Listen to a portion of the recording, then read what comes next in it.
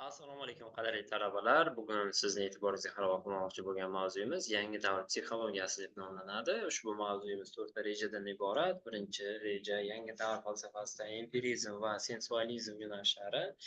Ikkinchi rejamiz yangi davr ingliz materialistik faylasuflarining psixologik qarashlari. Uchinchi rejamiz yangi davr falsafasida ratsionalizm va oxirgi rejamiz albatta yangi davr fanida o'sha psixofizikaviy muammo haqida so'z boradi. Ushbu mavzuyimiz yangi davr psixologiyasiga qaratilgan. Umuman olganda yangi davr haqida gapiradigan bo'lsak, 17-18 asrlarda fanda ko'p yangiliklar yaratildi. Albatta bu yangiliklar Yevropada Galileo Galiley, Isaac Newton, Wilhelm Garvey, Christian Huygenslar orqali amalga oshirilgan. Psixologiya ta'limotlarida psixologik evolyutsiya 18-asrda psixologiyaning ilmiy va falsafiy asoslarining shakllanishi orqali amalga oshadi va 17-18 asrda Yevropada ikkita maktab paydo bo'ladi. Birinchisi albatta bu ratsionalistlar, ikkinchisi empiristlar deb nomlanadi. Ratsionalistlar aqlning eng muhim tarkibiy qism deb hisoblagan. Ratsionalizm yoki ratsional fikrlash deganda bu yerda aql va tafakkur birinchi o'rinda ekanligini alohida ta'kidlash kerak. Bu ratsionalist oqim yoki maktab vakillari Dekart, Lebniz va Spinozalar hisoblanadi.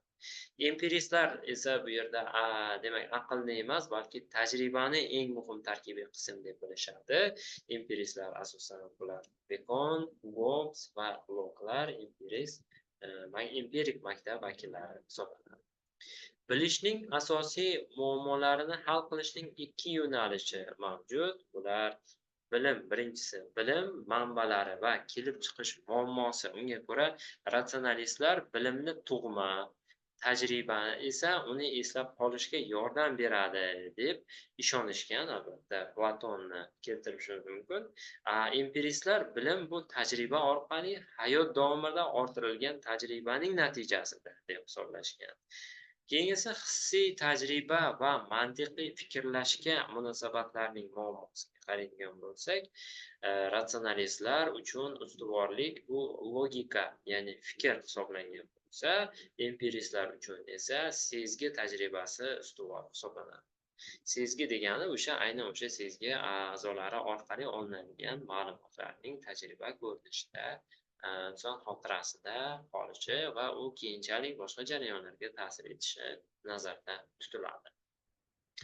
Aqliy va tana ehtiyojlarining o'zaro bog'liqlik muammosini qaraydigan bo'lsak, bu yerda ratsionalistlar tana va aql alohidadir deb ishonishgan, ya'ni tana bilan aqlni alohida ajratishgan ratsionalistlar.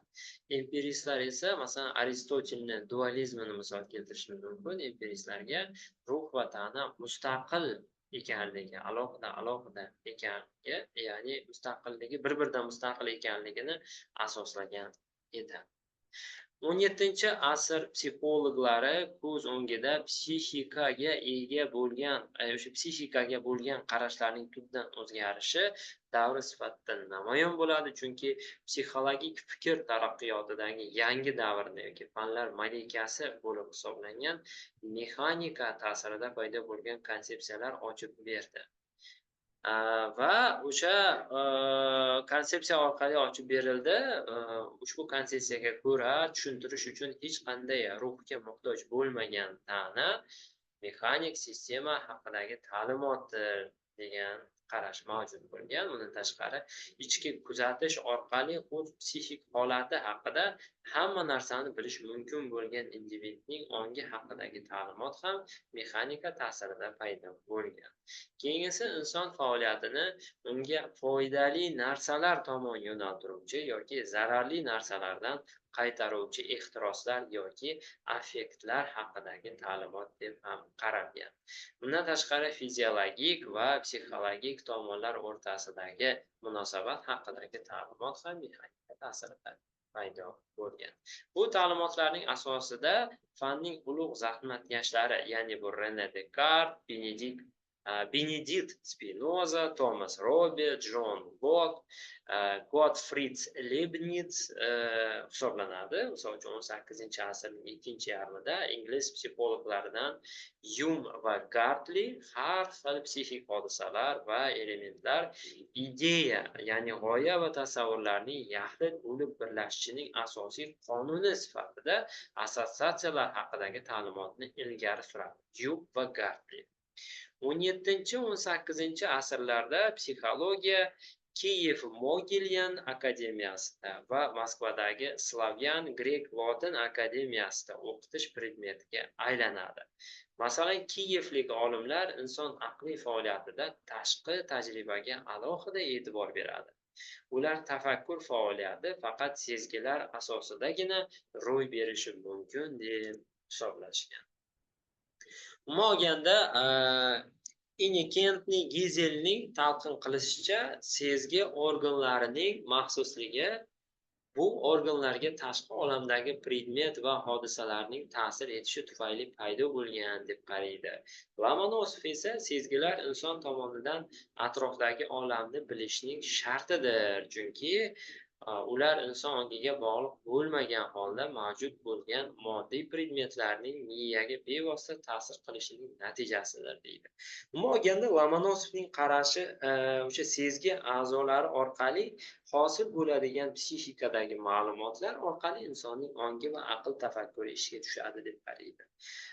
Radishchevning esa miya fikriga ko'ra, insonning miyasi bu psixikaning moddiy asosi, busiz inson aqlli mavjudot bo'la olmaydi.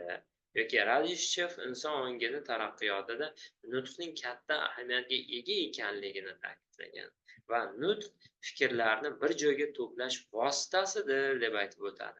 Modomiki narsaga nom berilmas ekan, narsa haqidagi fikr so'zlar bilan ifodalanmas ekan, u bizning aqlimizga yotdir va bizning aqlimiz ishga solinmaydi deb aytib o'tadi.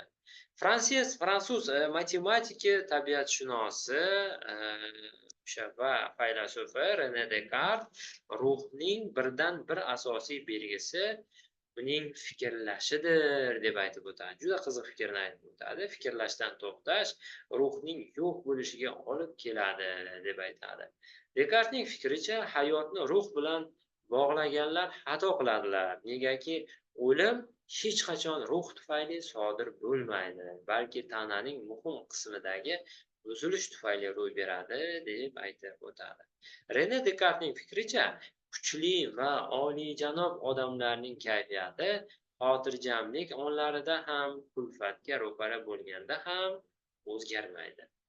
Sen taqdiri azalni emas, avvalo o'zingni yengishga harakat qil deb aytib o'tadi. Bundan tashqari, Descartesning dunyoni tartibga solishga urinma, eng avvalo o'z istaklaringni boshqara bil degan fikrlari ham juda ham kuchli hisoblanadi. Bundan tashqari, o'zlikni anglashdan ko'ra sermahsulroq mashg'ulot yo'qdir deb aytadi Rene Descartes. Bundan tashqari, Descartesning nazarida odam hayvon bo'lgani singari 18-asr materialistlarining nazarida odam mashina bo'lgan. Psixik hayotni mexanistik tushunishning sababi shundaki, 18-asrda boshqa fanlar orasida eng taraqqiy qilgani bu albatta mexanika edi. Bu narsani yuqorida ham aytib o'tdik. Fransuz materialistlari odamda ro'y bergan hamma hodisalarni shu mexanik qonunlar asosida tushuntirishga uringan va fizika, kimyo, biologiya fanlari o'sha vaqtlarda endigina bosh ko'tara boshlagan. Friedrich Engels fransuz materialistning mexanistik qarashlarini asossiz deb ko'rsatadi va o'z qarashlarida bu narsalarni aytadi. Umuman olganda, Rene Descartesni qaraydigan bo'lsak, u o'zining ratsionalistik g'oyalari bilan va bundan tashqari birinchi o'sha ong haqidagi psixologiyaning asoschisi ekanligi bilan farqlanib turadi. Va Descartes asosan ongni psixologiyaning asosiy markaziga qo'yadi va bu alohida davrni keltirib chiqaradi. Bugungi mavzuimiz shundan iborat edi, qadrli talabalar. Yangi davr psixologiyasi, bu psixologiyada albatta har bir olimning yangi davrda olimning hissasi juda ham katta hisoblanadi. Rene Descartesni, Benedikt Spinoza, Thomas Robbins, John Locke, Gottfried Leibniz va hokazo. Assotsiativ maktab vakillari, rasionalistlar, materialistlar haqidagi ma'lumotlarimiz shulardan iborat edi. Hurmatli talabalar, bugungi mavzuimiz shundan iborat edi. Xayr, salomat bo'ling.